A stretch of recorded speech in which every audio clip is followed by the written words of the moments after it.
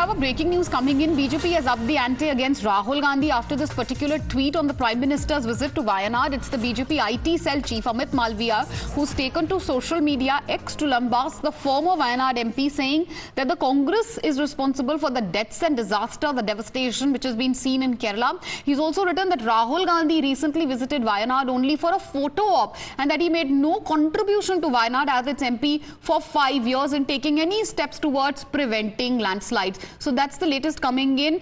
We have BJP which was hit out at Rahul Gandhi. War of words on Wayanad escalating. Jayalakshmi is live with us. Jayalakshmi, take us through this latest tweet which has been put out by Amit Malviya, BJP's IT head cell. Who's now attacking Rahul Gandhi, saying that it's the former Wayanad MP who's done nothing and has contributed in no way to Wayanad, and calling his visit to Wayanad a mere photo op.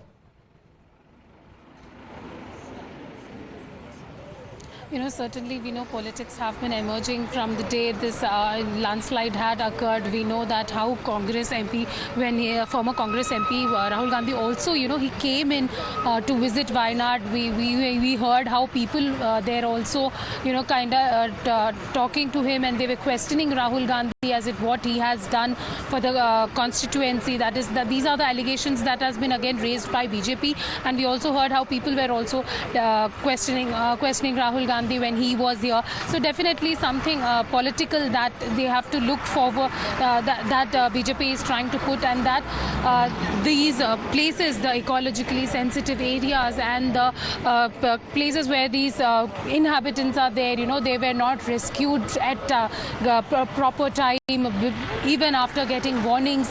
These are the political allegations that has been made against the state government and in fact Rahul Gandhi as well. So definitely a political war game has begun. BJP has been constantly blaming both the Congress and the state government here for the carelessness of the state government for such a tragedy.